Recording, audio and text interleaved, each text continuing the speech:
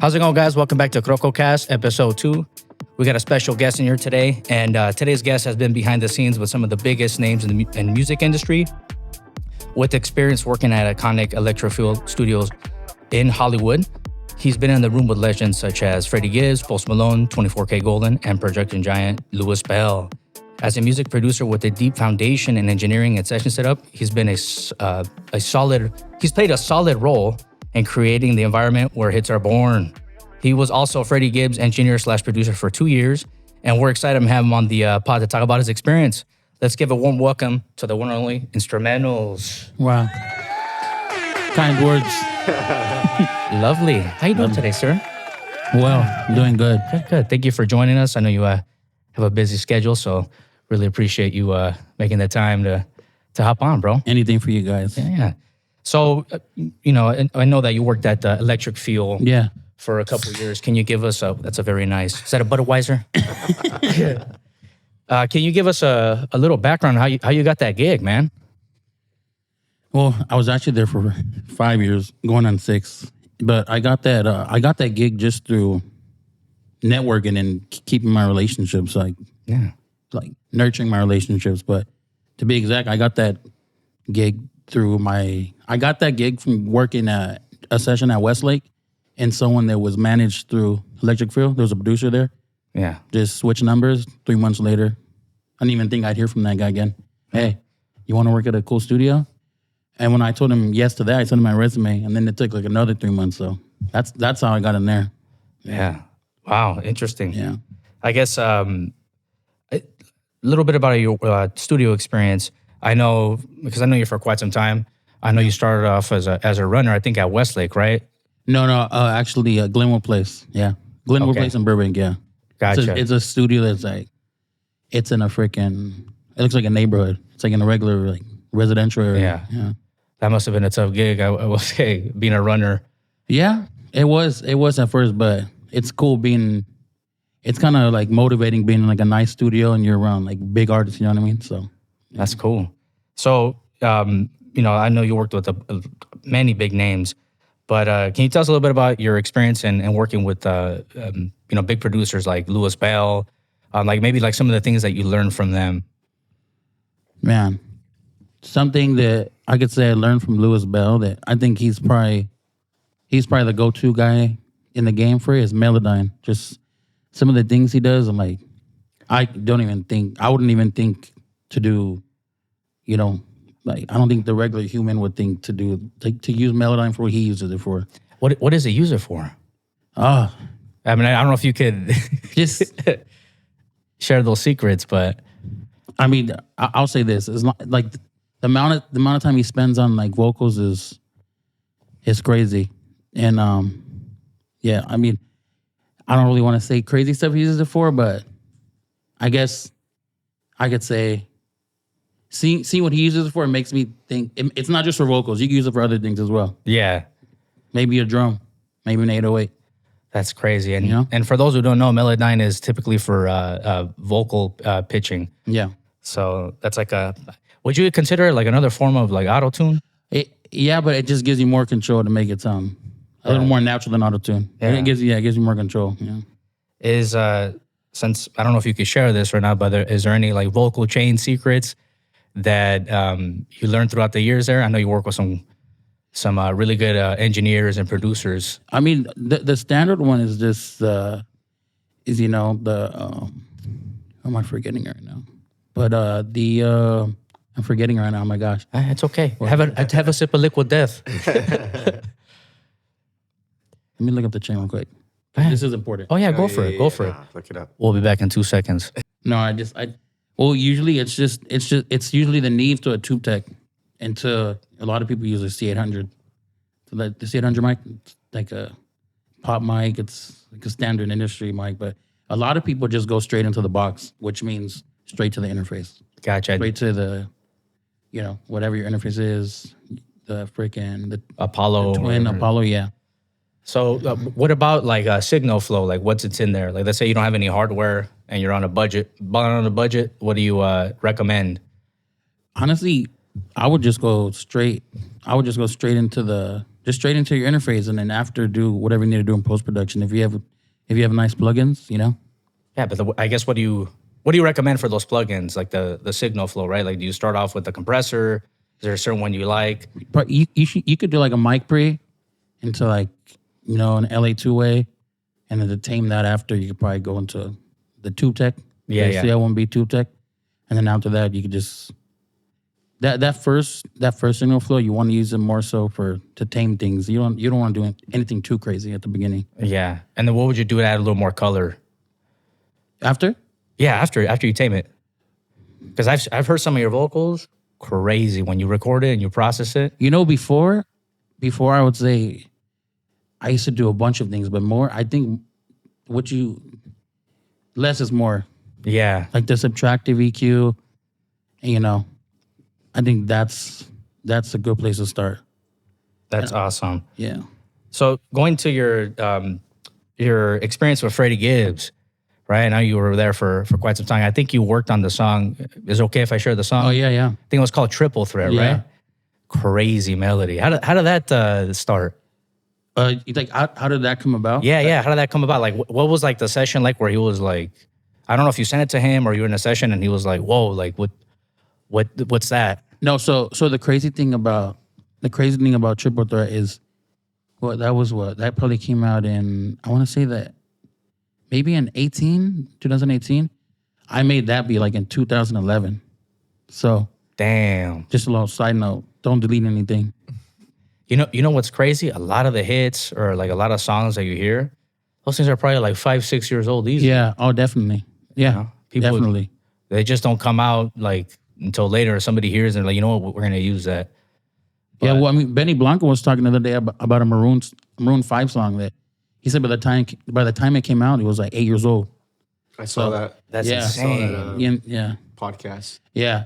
Super interesting. So, but how the song came about? Well, how he heard it, and it was just like a day at his house, engineering, recording him, and it was just chilling there, and I just put my headphones on. We were done recording, and he was like, "What are you listening to?" And I was like, "Oh, I'm just like going through like beats and stuff, not intentionally trying to play them." He's like, "Oh, you can play them on the speakers if you want," and I was just going through them, and he's like, "Hey, go back to that one." Yeah. Like, what's this? And I was like, "Oh man, this is like 8 years old." I was like, the drums are like horrible, but you want to hear it too? He's like, "Yeah, play it." He's like, "Get the melody, give it to Dupree, throw some drums in it." Stayed up to like, you probably heard it like at 8. We stayed up to like 3 working on it into the morning. That's how that one came about. That's insane. Random. I guess that just always be prepared too. That's a good note to have. Being in the studio with artists. That's You awesome. don't know when an opportunity is going to arise. Yeah, no, exactly. Dude, what was I gonna say? Well, I guess what's the vibe like when you're working with him? Like, are you playing music in the song in the background? He's just kind of writing, or Oh yeah, so just in like if I'm engineering him, he literally, when I was working with him, he just turned the music on, and I don't know what he's doing. But he's walking around and he comes back like maybe, I don't know, 30 minutes with a verse, not even written. Like he doesn't write it down. He just writes in his head. that's And the first time I seen that, I was like, dang, that's crazy. You only hear about like Jay-Z and like, I don't know if Kendrick does. I think Kendrick might do that too, but yeah, it's like magic. I'm like, dang, that's crazy. he's a real deal Holyfield. Oh yeah, definitely. So what? I guess with all your experience, I guess what's the best advice that somebody gave you, like while you're in the studio or any working with Freddie, Louis Bell, or anyone? It could be anyone, even somebody that doesn't have a big name, like our buddy Nick, right? Mm-hmm. Absolute legend, excellent engineer. So something Nick could tell me, Nick Mack, shout out Nick Mack. He so when I used to engineer, like when I first started engineering, I used to just be like, I mean, a lot of engineers do this. You just kind of keep your back towards like the party who's back here, the artists, because a lot of times nowadays the artists in the room recording, so you kind of just you're like this. And Nick, he shadowed me one time. He just wanted to see how I was doing, and he said, "Hey, you know what? You have to get involved. Like it's your song. Like communicate with the artists, talk, get involved. Obviously, you have to a certain degree, you have to time it.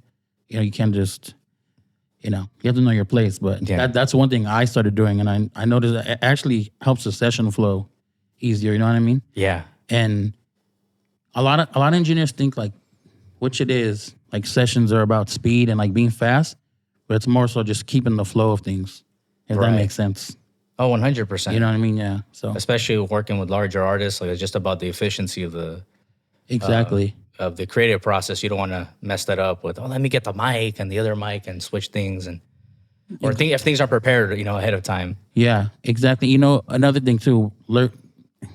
I forgot where I heard this, but he said if you're going to be an engineer, you have to have like two out of these three things: be on time, be fast, or just be someone that people likes. And I think that I'm on time, and I'm someone that people like. Just someone who just kind of like, adapt to the space. Yeah. Not overstep my boundaries. Not laugh at a joke that like I'm not a part of. Yeah, yeah. Because I've seen that before. I'm just like, dang, that's crazy. Yeah. So yeah, but those, because I'm not by any means like a super fast engineer, and I would call myself more a producer engineer.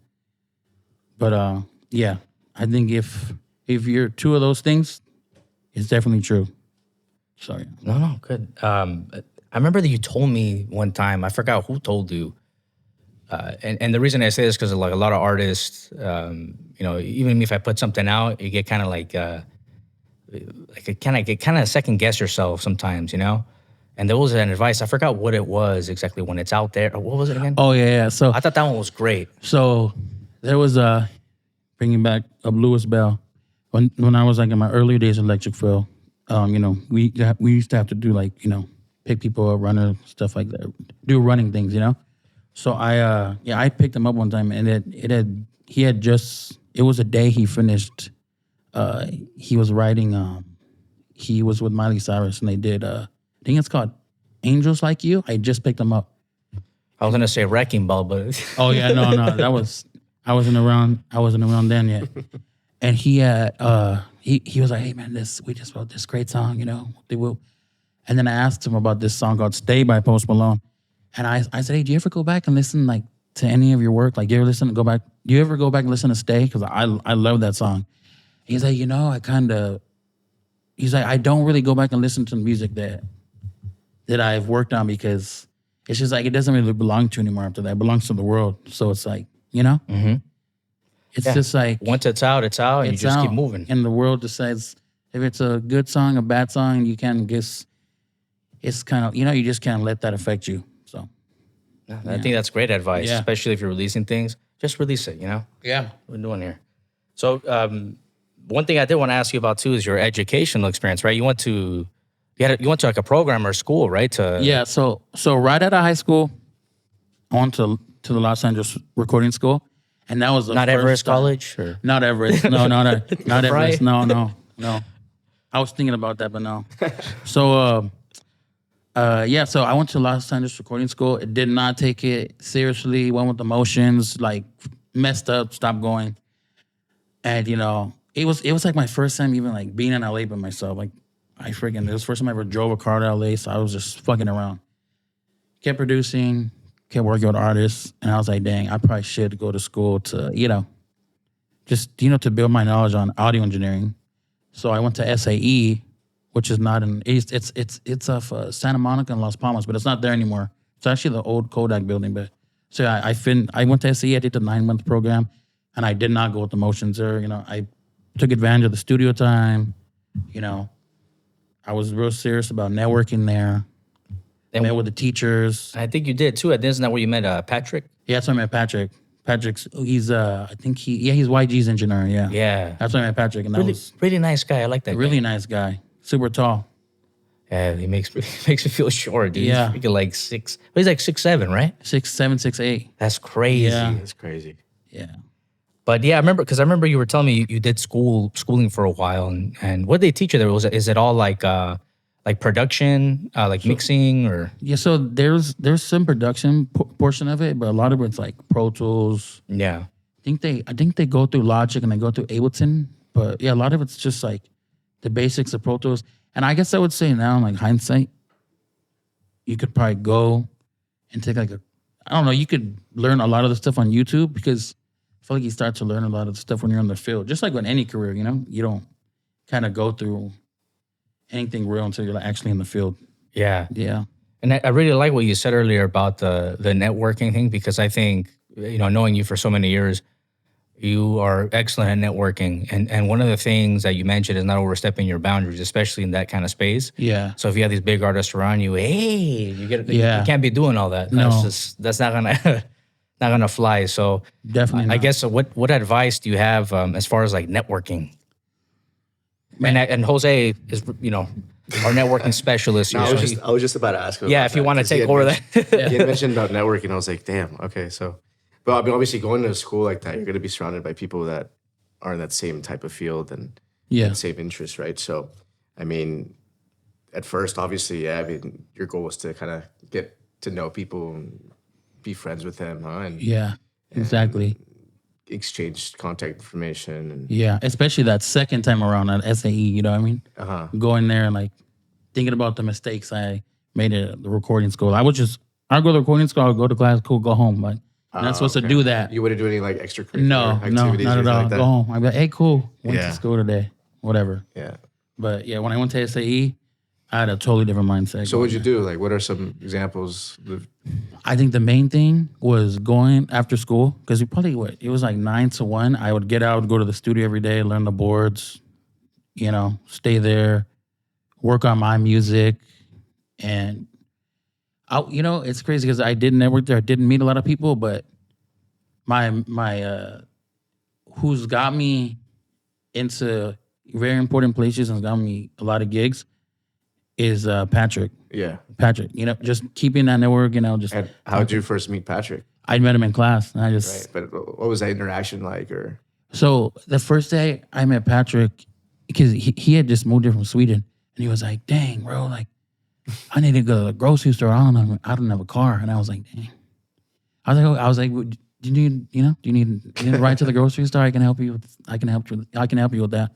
And then it was a couple of days, you know, I just picked him up from, you know, gave him a ride to school. He lived like down the street from the school. I'd get up to Prairie, pick him up. And yeah, I mean, that's how I didn't know what he was gonna do with his career. I didn't know what I was gonna do either, you know. So I guess it's just important to, you know, you don't know who's gonna put you in what room or give you what, you know, what job, you know what I mean? Yeah. So just him giving me a session at Westlake, which led to Electric Fro, I took advantage of the opportunity, and that put me in many more rooms. So, yeah. there you go. That's why it pays off to be nice to people. Yeah, no, yeah, it's Right? yeah, exactly. Yeah, you know. Exactly. That's how we met. I mean, we just met in the back of the class. We all sit next to each other. And shit. Yeah. We started talking. I started throwing terrible jokes at him. Yeah. Like I always do with my terrible Is jokes. that how it and- was too with Patrick? Was it you guys are the back row or something, or sat next to You know each other what? or something? No, not really. I think one of the first times I'm like, man, you're tall. Like you're tall, dude. Like, what, you know, like, that's crazy. But no, yeah, it was just That's cool. Patrick was actually like, he did not like mess around. He was like, yo, I'm in class. I'm here. You know what I mean? That's good. I'm ready to do my thing. But yeah, I honestly think Patrick and I are some of the only ones from that class who are like still like actively involved in like, you know, Yeah. That's good. yeah, industry and working on stuff. I mean, to be honest, in my time in college, Dave is my only friend from college that I still talk to. So Yeah, yeah, it's cool. it works that way sometimes. Yeah, that's dope. You know. So there's one thing I wanted to ask. Like now we're still on the networking topic. Is I guess from your experience in those studios, or you know, in any life experience, what are some of like the red flags of networking? You think? Like, in what sense? Like, Like let's just say, things you don't do, like yeah, Oh, like got you it, said, got it, got you it, laugh yeah. at a joke, you're not okay. excited, exactly. you know? So when I was a runner at Glenwood Place, yeah, the one thing they had to me, so it was my first day there. You know, don't talk to clients. Just don't do these certain things. And he said, yeah, so we had a situation about 3 weeks ago where a runner went up to Lil Wayne and tried to give him beats. You know, that's something but that's like common sense. Like, come on, dude. You don't do things like that, you know? No. Yeah, it's just, I mean, also, you know, you know, if someone asks you, of course, if someone says, hey, like an artist or like, you know, producers, hey, what do you do? You know, like, oh, do you produce? Do you sing? And if it goes further than that, like, oh, hey, we should work, then you should let it be natural. Don't ever like overstep your boundaries. Even if you think if the conversation is, oh, hey, I could probably bring this up. Nah, you should wait till you're asked. Mm-hmm. I think that's like a super safe bet. Pretty much like listen more. Exactly. You know? Exactly. Yeah. Exactly. Always listen. Yeah, for sure. He's a specialist at that, let me tell you. This guy. You gotta listen. You gotta ask questions and just listen. Yeah. You know? But You should write a book, Jose, I'm telling you. Write a book on that. what should I name it? The 38 Laws of Jose or something. Before we go on to like the next question, how did you guys meet? Like, what's your guys' first memories here? So I just remember we went to high school together, but we weren't like cool like that in high school. Oh, okay. But I would see him around, like, you know how like you like, let's just say you see somebody in high school, you don't talk to them, you don't interact with them, but then you see them out. Yeah. So, you know, we've known each other since then, but I think I was after high school. I must have been in my early 20s. Mm-hmm.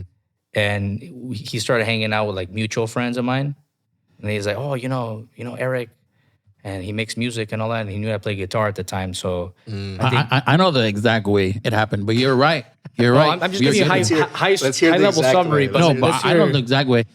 So I knew David played guitar just through the mutual friends. And I think I tweeted him, like, it wasn't even a message. I just like, you know, on live feed, I was like, hey, like, hit me up. And I think it was Nello accidentally hit up on accident, your cousin. Yeah. And he was like, oh, I think you're looking for Dave. And then that's how. And he just came up on Twitter. They have very similar names, Daniel and exactly. David Navarre. Yeah. So. And then I think after that, he just pulled up to the crib and laid some guitar on stuff.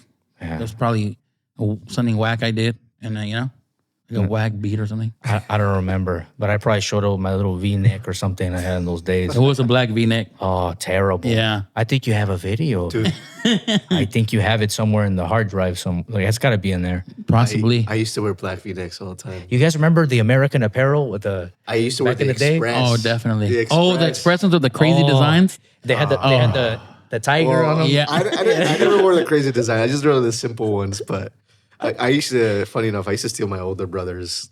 I used to steal his, well, I don't steal, but borrow his clothes. Yeah. He always had the black Express V-necks, bro. And I was always a fan of those. Those were in, though. Those were in at the Those time. were in? Yeah, they were in. Like, girls loved it. When they had that club band so I was weird just in going to Hollywood. say Remember that. I mean, I'm proud to say never been there. I think I waited in a line, but the line was too long. And my dad was calling me, Mijo. And that's it. I had to go back home. Damn. That sounds like something that would happen to me, too. Damn, I forgot about that with they played all the bloody beetroots, and then you go to school on Monday and everybody was out there and you're like, man. Posting the picture. Yeah. The MySpace and all that flipping stuff. the camera off with the Oh 20 my earrings. gosh, with the faux hawk. Oh, the 4-color hair. Yeah, they would dye their hair and everything. Remember Yeah, that? that's crazy. With the Obey shirts, forget about it. Oh, I just got anxiety. That was a lot to take in right now. Ooh. I've never been inside. I think I passed by or like waiting in line, but we were like, we gotta go. Yeah, Did you hear about that in Santa Monica? What? it was off Santa Monica in LA. It wasn't in Santa Monica, was it? No, but so, like he's from Santa Monica. Oh, got it. So Yeah. I'm saying like because we knew about it right in our area, the Downey area, right? But what about in Santa Monica? Did you ever hear about that like in high school? Heard about what? Club dance. Club dance? Yeah, it was in. It's like an 18 and under thing, right? It was 18. No, was it 18 and I under? think it was like 16 or something. It was something That's ridiculous crazy. like that. I don't know. It's not ringing a bell. I mean, they probably had like Shirley Temples and Coca-Colas there, you know, but it was like a thing where like there would somebody be DJing and No, I know? maybe it wasn't a thing in Santa Monica because it's not ringing a bell for me. Yeah. Yeah, I don't know. I guess it was a thing here. I don't know. I'm sure if you guys have heard it, comment down below. If you guys are dinosaurs like me. Yeah. But I'm sorry, you had a thought. I mean. No. Okay. I mean, I just wanted to get to know how you guys met. You know. Yeah. Yeah. That's because that's important too. I'm glad you remember. I completely forgot about that. I have a good memory. Yeah, I do usually do too, but I mean, It's a good and a bad thing. do you have any? I don't know if you want to share from studio days. Do you have any funny stories or crazy stories you want to share? That you If you're can not comfortable, Well, yeah, I'll well, say- you can't well, share. That's probably I'll say this. This is just like women are wild. women for a while. okay. Next question. No, I'm just saying it's just like that you should be home on Tuesdays and Wednesdays and Mondays. You shouldn't be at the studio. Yeah, It's insane. yeah. Go home. Okay, it's a good message. It's a lot of a lot of influence on those days. Huh? Oh yeah. So, obviously, you've been involved in pop stuff and especially hip hop stuff, right? Hip hop music. But obviously, this channel is really heavy on music production in Yeah, general, but specifically around house music or EDM, Yeah. electronic dance music. And I know recently, not even recently, maybe like the past, probably a couple years, right? That you've gotten into EDM and I would say it slowly started like within 2 years. I feel like I figure if you're a producer, you've tried to do everything. Yeah. But I feel like I've started to focus on it in the last like year. yeah, More so, put more focus on it. Yeah. yeah. I know. I guess what artists were like, you know what, this is sick. Like what got you into EDM or dance music? Honestly, what was Fred again? He was at USC last June, right? I think it was last June. Yeah, going and seeing him, I was thinking, I was like, hey, I'm gonna just go see, like, I'm gonna see a guy DJ, and he was not just DJ. He was playing the piano, he was singing, he was playing like the drum machine. I was like, damn, You guys talented. yeah, you could do. It was just he really inspired me to think, you could do a lot more with EDM than meets the ear or the eye, or whatever. You know what I mean? So I would say he really inspired me. Like it's a full on performance. Exactly. Like I love mixing. I think mixing is great and really there's its own art. Like making those transitions smooth or like certain transitions, and then reading the crowd. But I think like the way that from what I saw and what you were telling me, it was more of a concert, like a show where Yeah. it's more about like a live performance. Like he's literally mixing and doing things live. I think he has like a drum machine, right? Yeah, I'm not sure what drum machine uses, but I was impressed. I was like, dang, because I've been to even to, I think I went to the. You've been to a couple shows. I know you've been. I went to. I don't know who it was, but it was like, remember when like during COVID when they started to like let people have shows, or like park and raves. You park your car, you stay in like this section. Yeah, I remember that. Yeah. They did them a lot like in San Bernardino. Yeah, And then Insomniac did that. yeah. And then I also went to Actually, I did. I went to one. you went to one? Yeah. Shut up, you did? I did. Honestly, I actually I'm liked it better. surprised every time with every podcast. I've been here. I didn't know that. We parked. We had a little area where you parked, and then you just get out. It's funny, like everyone was sectioned off, and you just fucking party and rave in your section. It was interesting. And Very people, interesting. people are actually social distancing. yeah, for the kind most of, part? For the most part, Yeah. Yeah, I actually liked it better. Kind of have your own section. Like you have to pay more for that You know now. what? it was kind of good. You're absolutely right. Yeah. Those festivals get packed. Oh, My goodness, but it's still a good time. In our early 20s, it was fun, But now, no. Now my back hurts. We're here. I gotta use the restroom. Oh yeah, I got stuck going in to get water one time. oh. It was like, Do you have I was gonna ask, do you have any plans as far as like EDM? I know you have a channel you're gonna start or have been working on. I think it's called Club Instrument. Club Instrumentals, yeah. Yeah, Club Instrumentals. I was doing it like 2 years ago, but I want to bring it back. But I want to bring it back more of like just doing house on it, and then that's my first plan with it, to just release tracks. I was doing it one Thursday a month, but I'd like to grow it to be maybe every Thursday, which would be cool.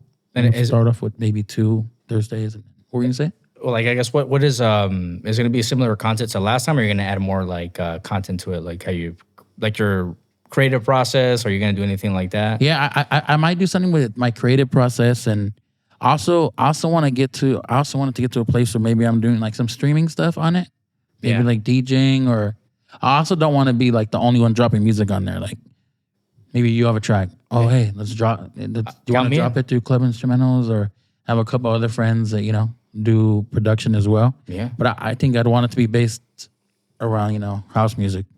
I love it. You know what I mean? My perspective of house. One of my favorite genres. So I'm super down. Count me in. Yeah. And let's see here. It's gonna be a YouTube channel, right? YouTube. It's going to be a YouTube channel for sure. Okay, cool. Instagram as well, but, I think the YouTube is... YouTube. I mean, even TikTok is great too.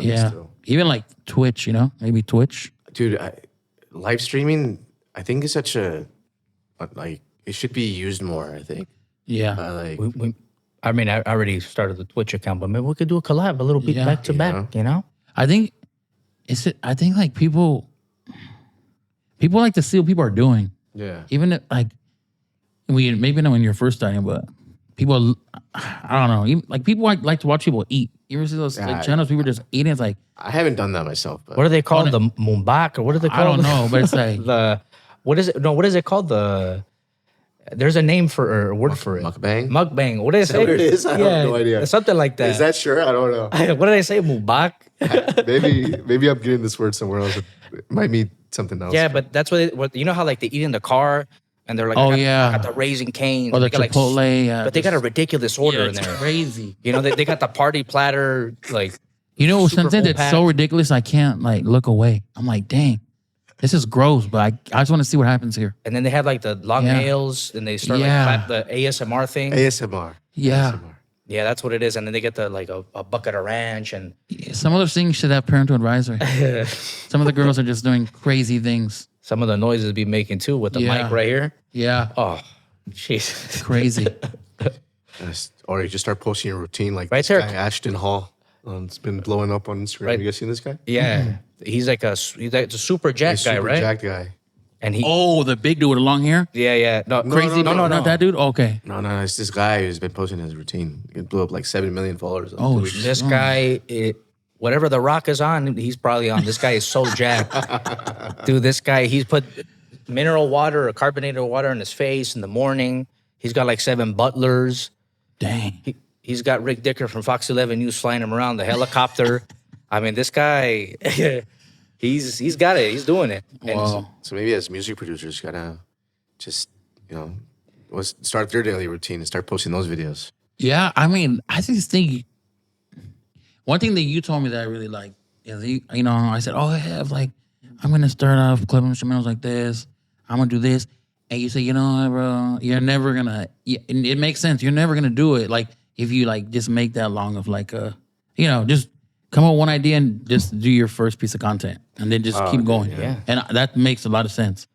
him and I follow we call it the 70% rule. I think we heard it from the homeboy, not our homeboy, but the homie, what's his name? What's that guy's name? Tom Tom Noski? Noski. We watch his it's- content. He's a really good influencer on Instagram. Yeah, and he Oh, said okay. follow the 70% rule, which is pretty much if you feel like it's good enough, 70% of the way there, not perfect, like just release it. And then the next time you do it, just improve on that, whatever you want to improve on. And Yeah. then now your 70% this time is going to be your 80% would have been last time. So it's kind of like a slow and gradual like improvement little by little.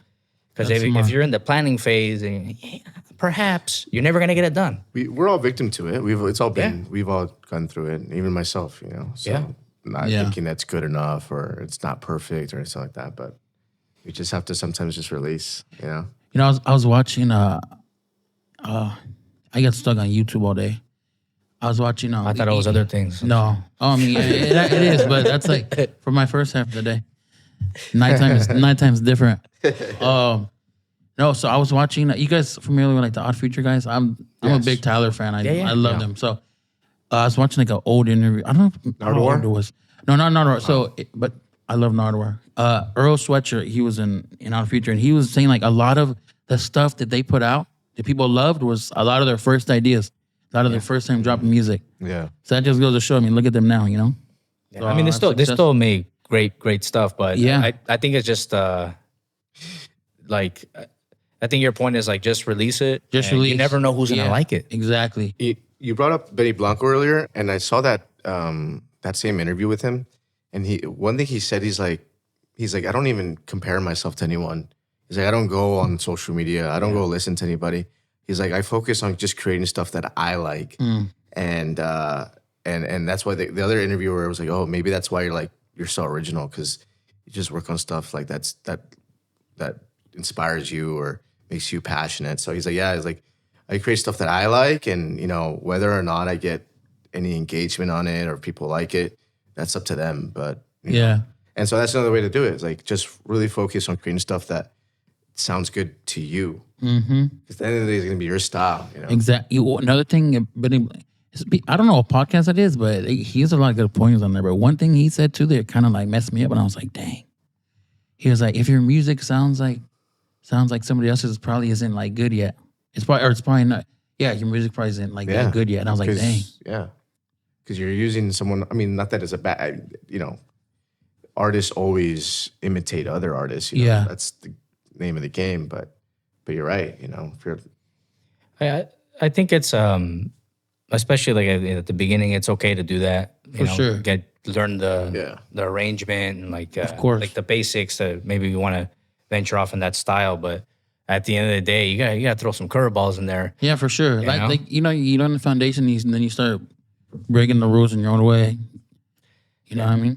But there's a good example, and I was talking to Jose about it. There's a certain style that's out really popular right now. Yeah, it's like a minimal Latin, tech house kind of vibe. Yeah. And it's just great. I love it. It's amazing. It's great for pool parties, and it slaps, right? But I feel like everyone is trying to be those particular artists, specifically like one or two of them. I'm just kind of like, that's cool. They're great, but they have their space ready. Like that's going to be like that for a certain period of time. Now what's next? Everybody's trying to be this person. Like, try to be unique, try to be yourself, and be original. How do you do that? You got to figure it out. Yeah. We can't do it for you. Definitely. Yeah, I mean, like you said, you have to be able to even get the skill. You have to learn from other people too. Yeah, so. exactly. Start there and be like, I'm going to start mixing this with this, and next thing all you know, an evolution. Yeah, little by little. Yeah, exactly. So good deal. Jose, I know you wanted to add something about I think it was it social media? I think you were gonna mention something along those lines. As far as social media, do you want to? Because you're planning to do it on YouTube or the club instrumentals? Yeah, probably I'll do it on YouTube. Yeah. If you want to start off on YouTube, I don't know, Jose, if you want to shine some light on kind of our reinvestment strategy, if you want to call it. I think at least what we've done at least is David creates the tutorials that we've created on our channel, and we create thumbnail is very important on YouTube as well, because it's been said by many of the big YouTubers, it's like the first impression, so having a good thumbnail is important. A good title too. For example, like what we've created, Dave will create a tutorial that is like how to create bass lines like Clooney or in Ableton. So you include some keywords, and then because YouTube is like a search engine, so when people search up different words, the results pop up. But what we've done too to try to at least kind of help our brand or our YouTube channel is to maybe invest like $50 or $100 into the sponsored videos, and that would just push this video or whatever video that we have to just at the related video section. And if people are interested, they'll click on it, and if they find the video, if the video is quality, like people are going to subscribe. Yeah. So at the end of the day, focus on making your video as good as you can, and the audience will find you. People for sure want to learn will subscribe. I think if you just add value in any type of way, like it doesn't have to be the best lighting, and you have to have a magic backdrop, and you don't have to do any of that stuff. I think if you just have this right here, and some decent audio, Yeah. and you can articulate or share what you're trying to show them or whatever value it might be, as long as you're providing some sort of value, whether it's entertainment, whether it's a lesson or tutorial, whether it's whatever, maybe an advice, like you're gonna have people want to listen to what you have to say.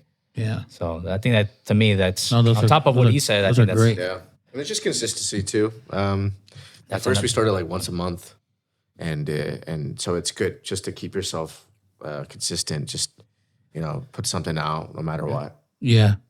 No, that's great advice. Your guys' channel is great. Thanks, man. And you have great tutorials too. Thank you, sir. Really good tutorials. I learned a couple things from you. A couple of mixing things, and Yeah.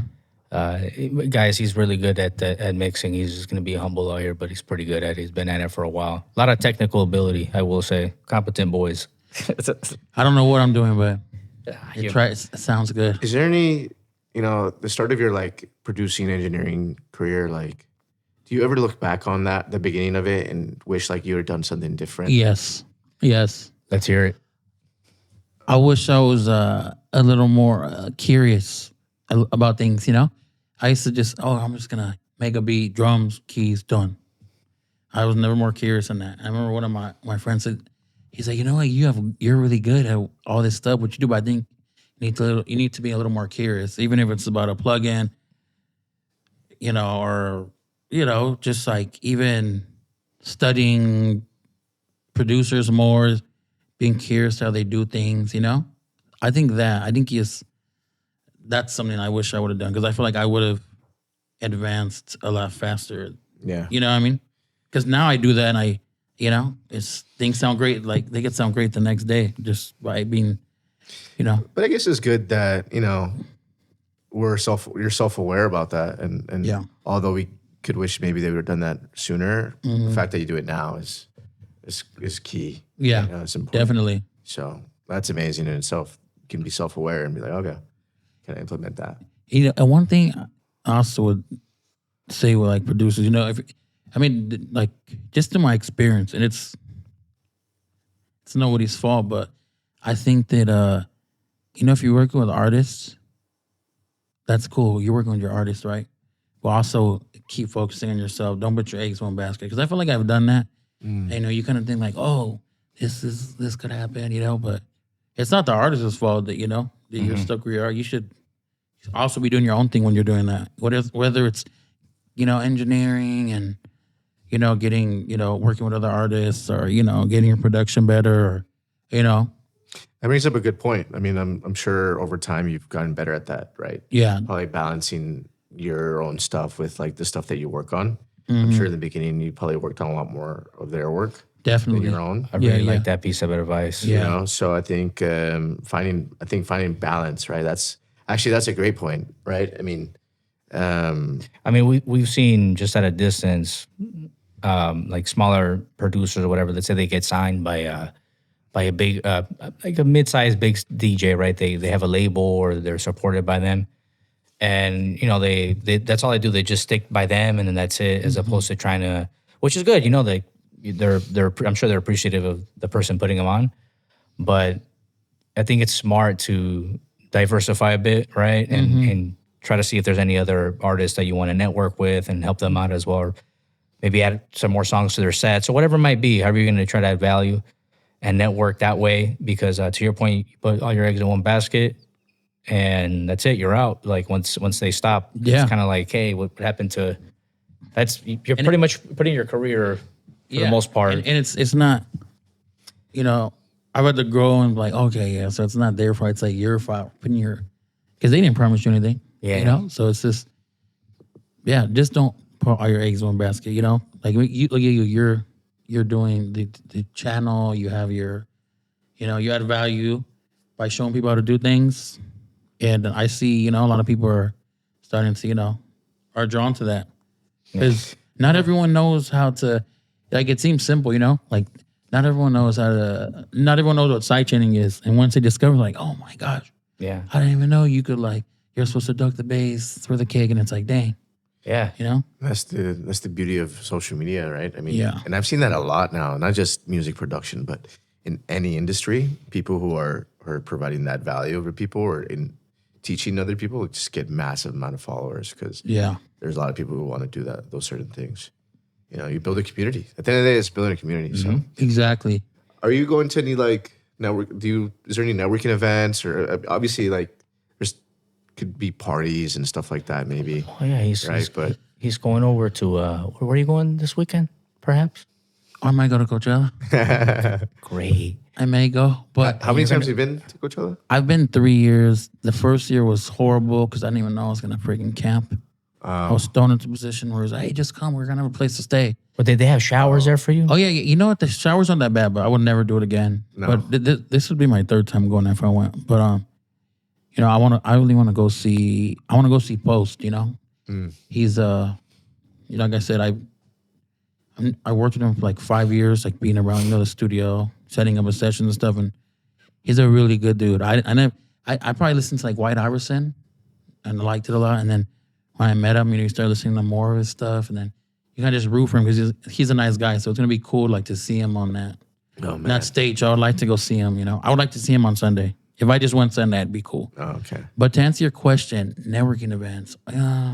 I love that White Iverson song. Oh, yeah, no, that was a good song. Hold on. I like this topic here. Hold on. So you're gonna go Sunday, and is Nick and all of them gonna go, or they're gonna? I'm not sure. So I don't think so because Electric Field just opened up a studio in Nashville. So they're just. I think they're over there like it's just freshly opened. So they're just Yeah, we gotta breaking it in. I'm gonna have a chat with Nick, see if he's down to do it. Oh, he'd love to. Go to Nashville. Nick loves you. Yeah. Oh, he's That'd the best. Be cool. What a great guy. Nick's that guy. If you're in the music industry, you know who Nick Mack is. He's engineer for Post. He recorded a lot of the stuff on a 12 karat toothache, and they did it over there where Post lives. And he's done a lot of cool stuff. Nick's one of the best engineers in the game. I remember he showed you the gain staging technique that he used. Oh yeah, that was a big game changer for me. Oh my goodness gracious. Yeah. Oh man. Gain staging is crazy. Gain staging, if you're a recording engineer, you guys. If you don't, you guys, that's gonna set up your chain from the beginning to be good. If it's not good from the beginning, it's gonna sound like shit. Yeah. I'll tell you a funny Freddie Gibbs story. It's okay. Funny Freddie Gibbs story. One of the hold on. It's somewhere. You say what you want. Yeah. Funny. Whatever you want. Well, I don't think it was a Freddie Gibbs song, but anyway, I had took my Apollo to record at this artist's house, and there's an API mic pre. So and I had it going to my Apollo, and I turned the mic pre up on the API and on my Apollo. Song was put out like that. I'll tell you guys the name of the song later, but it's distorted. It's distorted as hell on some parts. And it's like, dang. But see, that goes to show that things don't always need to be perfect because people love that song. Beautiful. Yeah. Maybe it added that touch that it needed. I think it did. Yeah. Here's that's that works. So do they even on YouTube mark this down for cussing? I don't think so. I don't think so. Hey, dude, but we're not monetized right now, so we're good. We're just at the beginning, making 5 cents. What are they gonna take? The Scion Tc? I'm gonna look for you in the Scion Tc now. By the way, Apollo 11. Yeah, we call it the Apollo. By the way, we drive the same car. Yeah, I have a black one. He's got a gray one. That's how we became good friends. We forgot to add that part. Yeah, we did. How we Actually, became buddies. Huh? But we call it the Apollo 11 because the Bluetooth is so bad in that car that you can hear. I mean, you can hear everything from outside. So when I call him, he's like, I can hear you in the Apollo 11. It's like a spaceship. Only we know really when to distinguish between being on a speakerphone and the Apollo 11. Wow. That's crazy. The best car, most reliable vehicle ever. All right. Toyota, right? Japanese made. Yeah. Oh, those They last forever. Take care of them. They will. They do. They do. My mechanics Japanese impressed. made. Man. But yeah, man. I think you covered that question too. But how do you measure success? Like being happy about what you make. Trying to grow a brand maybe, because a lot of people have different passions and what makes them excited It's to not wake up in the morning. It's not the private jet, the Ruth Chris, the yacht. No, No, actually isn't. Although I haven't been on any of those things. Me neither. Or any of those restaurants. Me neither. I go to Wendy's. That's where I go, and In and Out. I think it's like the relationships that I've built, and this like the memories I've made, but also like working with Freddie Gibbs. I think I've produced for him once. I've recorded on two of his albums. And, one of my friends, this was 2018, I think it was.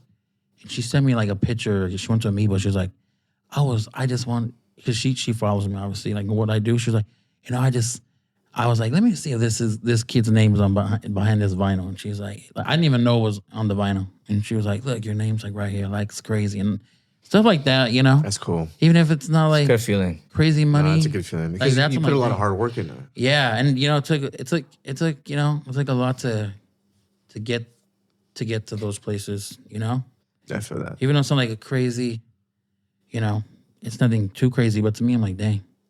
That shows that, you're kind of moving in the right direction. Yeah. Yeah. Yeah. So stuff like that. Yeah, that makes sense. I would say, That's awesome. It's also cool to see it, in a way, like let's say you have a couple songs in there, and that you see it come to life, and people are listening to it, and he's touring and playing those songs, and people are liking it. Yeah. You can see it in the streams. Like, to see your art being played like that must be a sort of just crazy feeling. Yeah. I can't even imagine that. It's cool, it's a cool thing, It's like it commemorates, the journey you've been on, and like exactly. And it's crazy because I've never, like, for me, I haven't really experienced that. Like, I used to be in a cover band, like rock en español, like Spanish rock. Yeah. So I would go and play, growing up in my early 20s, and then right before I got into producing, and then I started producing, and I haven't released anything because I was always like, oh, maybe it's not good enough. Yeah. And some of it wasn't. Okay, let's be honest here. But after a certain point, I released something because people liked it on my YouTube, and I was like, it's still not good enough. But I was like, whatever. People are asking for it. Like, I'm just gonna stop being. That's the one that's the one that's on the Dile remix. Oh yeah. Yeah, I was like, it's not great, but I was like, it's just something I did for a video real quick. So I just put something together, and I was like, all right, here you go. Yeah, that's and good. It got played, and people were jumping up and down at a club. Shout out to the homie El Güero from New Mexico. He's a DJ over there, and he opened up for Max Styler. Dope. And I was like, yeah, I'm gonna open up for him, and can you send me that? And I was like, yeah, go ahead. And he sent me a video. He actually filmed a video, and people were jumping up and down, and I was like, wow, that's a cool feeling, right? You made something, and people are vibing like big time. Would you say that? Never experienced that. Would you say that track when you made it, and when you finally finished it, even before you knew see what people said to put it out, did it move you Yeah. For you know how producing is. There's a certain point where you get the idea going, and you're like, ooh, that first session, right? Yeah. And maybe you make the drop or a 16-bar intro, and you're like, ooh, this is it right here. Yeah. Then you start drawing the intro, you're like, good. And then you come back to it the next day, and you're like, oh, this is great. And then you kind of get stuck a little bit, and you keep hearing it over and over again, and you're kind of like, ugh, I'm tired of listening to this. Yeah. And then by the time you release it, you're like, But to answer your question, yeah, it did make me shake my Hank Hill ass at some point. Yeah, because I feel like if it moves you, it's you should just drop it. Because you also, let's say it's not the best thing you put out. I mean, it's not going to be the best thing you put out because you're always, you're going to keep growing. You know? Yeah. But you want people to grow with you too. They want to be like, hey, remember when Dave did, what was the remix called? What was the Dile remix? The Don Omar remix. Yeah, it's remember this one, look how much he's growing, you know what I mean? Yeah, big time. You're gonna, even in my new stuff, Even stuff during that time too, you can hear the difference. I don't know why you put it out. People were asking for it on the comments, and I was like, okay, because you don't know. Yeah, yeah. I think if it moves you, it's gonna move other people as well.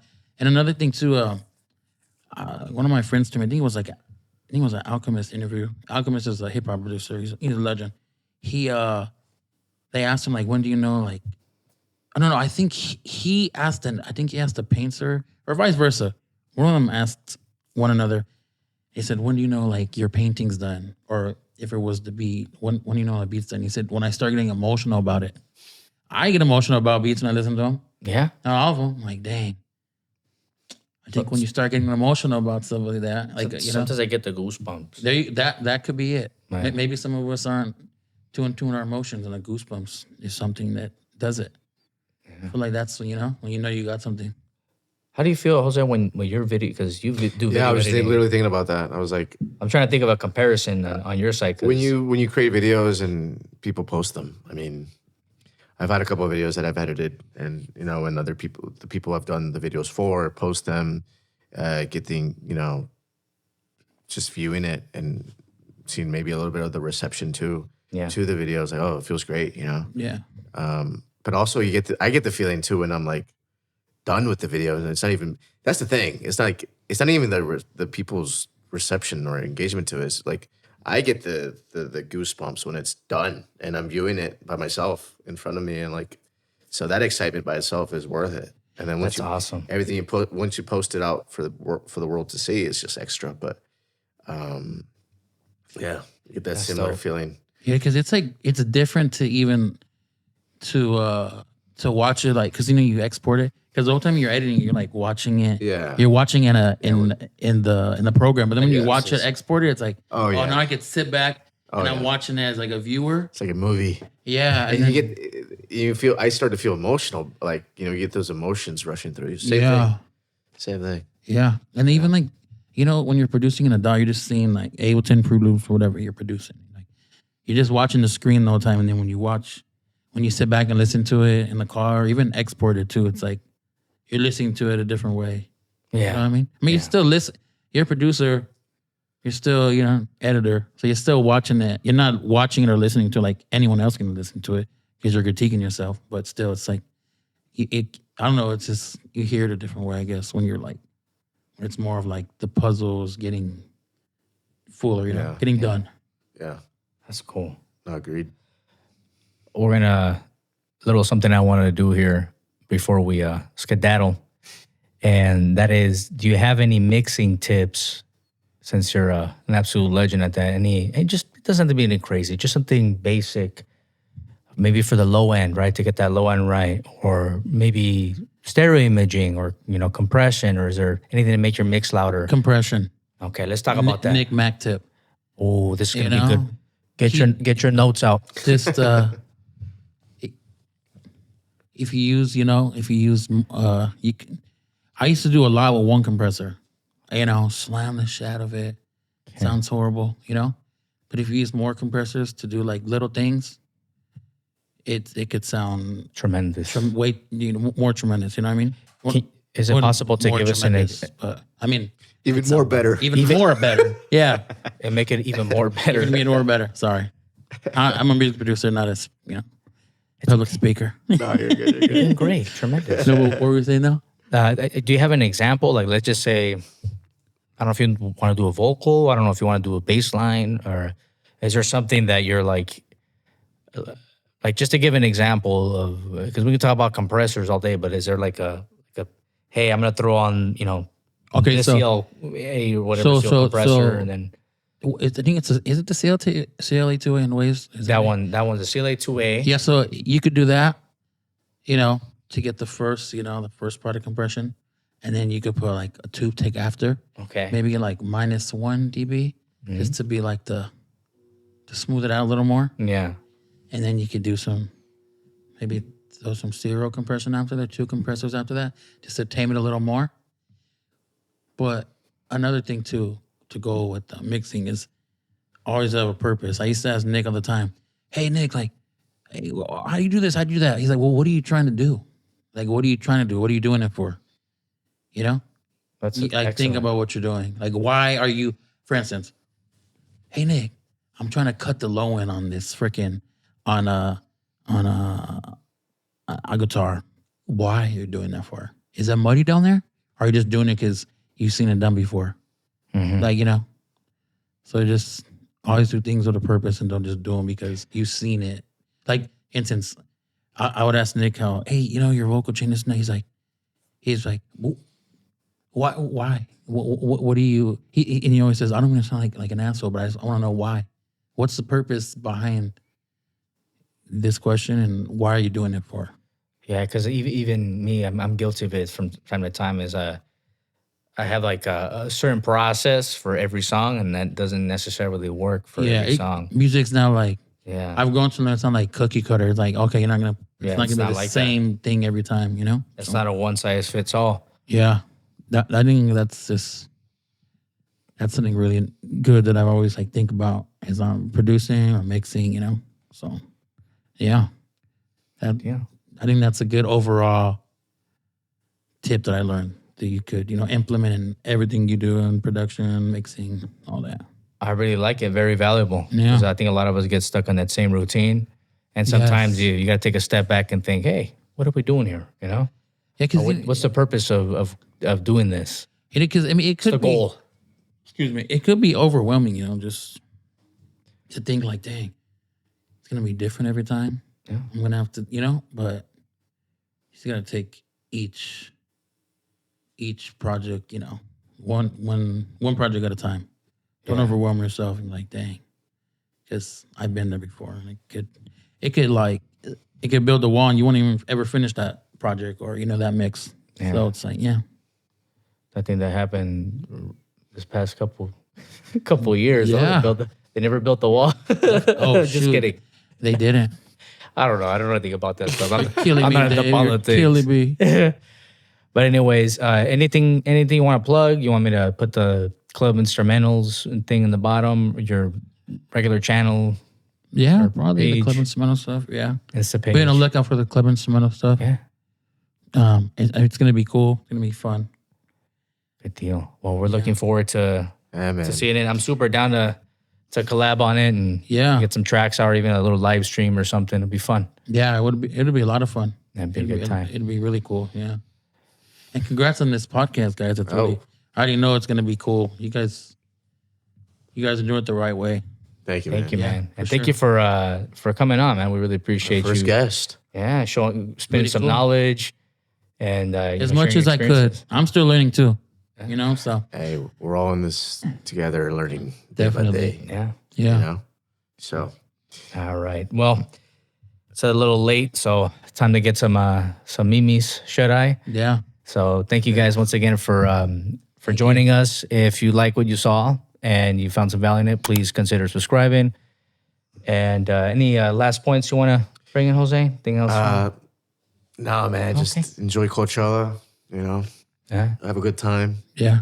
Wonderful. And, you know, I went to one Coachella and bumped into an ex, and it was horrible. So I'm just hoping that doesn't happen this time. Jesus Christ. It was just horrible. It was the first time. That's what made it kind of trash too. Horrible. I was like, damn. It's like, spent 6 hours later. Horrible. Horrible. Okay, one last topic, and then we're gonna scramble this because this is juicy. Was she with like another fool or something, or like is it just was she giving you a hard time? No, it was nothing like that. But it was just like, dang, it was like very recent after the breakup, so you kind of don't want to see no one anywhere. That's tough. And then you just see them, and you're just like, damn, nothing crazy happened. I was just like, dang, I was doing a little good. Now I'm just back at square one. Reset. Relapse. Heavy reset. Ooh. Oh. Yeah. I'm sorry, brother. Hopefully that doesn't happen. We learn from our losses, you know? Oh, I'm learning from my losses. I'd rather have more L's than wins. That's true. Because they, they make you who you are. It's true. A person, man, woman of experience, plain and simple. You know? Wise. All right, guys. Well, all right. Well, wrapping it up. Yeah. Thanks for having me, guys. Of course. Thank you for coming. All right, guys. Have a good one. All right. That's it. That was cool. Not bad, huh?